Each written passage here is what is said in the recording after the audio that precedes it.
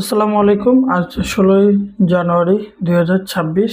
আজকে প্রকাশিত যে সাপ্তাহিক চাকরির খবর সেখান থেকে আসলে আপনাদের সুবিধার্থে নির্বাচিত কিছু প্রতিষ্ঠানের চাকরির খবর জানাবো।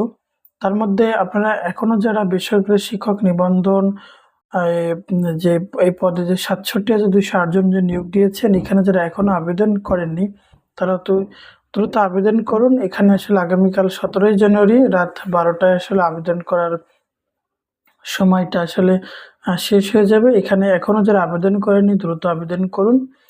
এখানে আপনারা আবেদন করার জন্য আপনারা সে ওয়েবসাইটের মাধ্যমে আবেদন করতে পারবেন। যেমন ওয়েবসাইটের ঠিকানা আমি বলে দিচ্ছি যে এবং ngi.teletalk.com.bd এবং অথবা www.ntrca.gov.bd এখানে গেলে আপনারা আসলে আবেদন করার সবই আসলে পেয়ে যাবেন বিস্তারিত। তো এখনো যারা আবেদন করেননি অতি দ্রুত আবেদন করে ফেলুন। এছাড়া নিয়োগ দিয়েছে বস্ত্র অধিদপ্তরে নিয়োগ দিয়েছেন, এখানে পদসংখ্যা ১২০০ জন।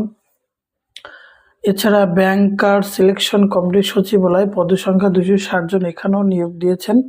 এখানেও যারা এখন আবেদন করেন নাই তারা অতি দ্রুত আবেদন করে ফেলুন এবং আবেদন করতে আসলে ভুলবেন না। এছাড়া আরও আছে বাংলাদেশ নৌবাহিনীতে নিয়োগ দিয়েছেন ১০১ জন নেবেন এবং বাংলাদেশ শিশু হাসপাতাল ইনস্টিটিউটে পদ নিয়োগ দিয়েছেন ৫০ জন, এখানে জনবল নেবেন। বাংলাদেশ সুপার গ্রুপ গবেষণা ইনস্টিটিউট, এখানে পদের সংখ্যা ১৭ জন, এখানে নিয়োগ দিয়েছেন। এছাড়া জেলা প্রশাসকের কার্যালয় মৌলভীবাজার, এখানে পদের সংখ্যা ১৮ জন, এখানে নিয়োগ দিয়েছেন। প্রতিরক্ষা মন্ত্রণালয়ে ১৫ জন নেবেন, এখানে নিয়োগ দিয়েছেন। এভাবে আসলে মোংলা বন্দরে ৩৯ জন নিয়োগ দিয়েছেন। বিমান বাংলাদেশ এয়ারলাইন্স এখানে ৫৭ জন নিয়োগ দিয়েছেন। ফাইন্যান্সিয়াল রিপোর্টিং কাউন্সিল পদের সংখ্যা ৫৭ জন, এখানে এই পদে নিয়োগ দিয়েছেন। তো মোটমাট আসলে আজকের প্রকাশিত যে পত্রিকা, এখানে চাকরির খবর, এখানে আসলে অনেকগুলো নিয়োগ আছে। তো প্রথমে বলি পাট ও বস্ত্র মন্ত্রণালয়ের যেটা নিয়োগ দিয়েছেন, এখানে হচ্ছে হলো এখানে আপনার যে ১২০০ জন লোক নিবেন তা এখানে হচ্ছে আমি বিস্তারিত পড়ি আর কি। যেমন বস্ত্র পাট মন্ত্রণালয়ের অধীনে বস্ত্র অধিদপ্তর কর্তৃক পরিচালিত এবং বাংলাদেশ টেক্সটাইল বিশ্ববিদ্যালয় অধিভুক্ত সরকারি টেক্সটাইল ইঞ্জিনিয়ারিং কলেজসমূহ ৪ বছর মেয়াদী বিএসসি ইন টেক্সটাইল ইঞ্জিনিয়ারিং প্রোগ্রামে ২০২৫-২৬ শিক্ষাবর্ষে লেভেল ১-এ ভর্তির নির্ধারিত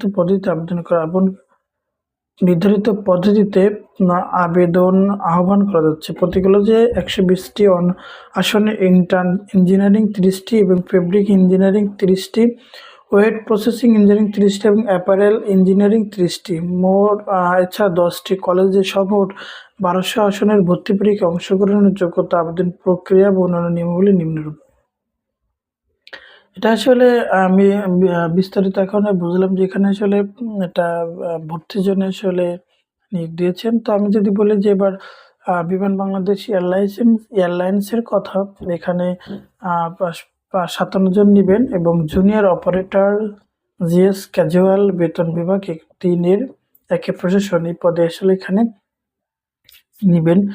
এখানে পদের সংখ্যা ৫৭টি এবং শিক্ষাগত যোগ্যতা এইচএসসি অথবা সমমান পরীক্ষা উত্তীর্ণ, বাংলাদেশ রোড ট্রান্সপোর্ট অথরিটি কর্তৃক পেশাদার ড্রাইভিং লাইসেন্স, যানবাহন পরিচালনায় ৩ বছরের অভিজ্ঞতা থাকতে হবে।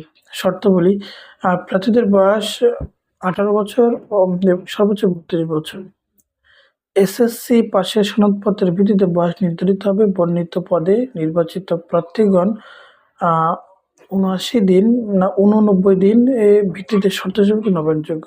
নিয়োগপ্রাপ্ত হবে এই বিজ্ঞপ্তি সম্পর্কিত যে কোনো সংযোজন যদি থাকে বিমান বাংলাদেশ এয়ারলাইন্স লিমিটেডের ওয়েবসাইটে পাওয়া যাবে।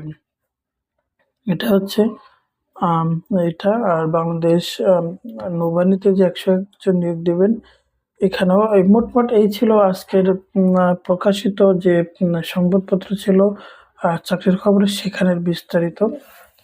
যাদের চাকরির প্রয়োজন তারা আসলে আবেদন করতে পারেন এই পদগুলোয়। এটাই বলবো, যাদের এই পদগুলোর চাকরির প্রয়োজন তারা এখানে আসলে আবেদন করার যোগ্যতা রাখেন এবং যোগ্যতা অনুযায়ী এখানে আসলে আবেদন করতে পারেন।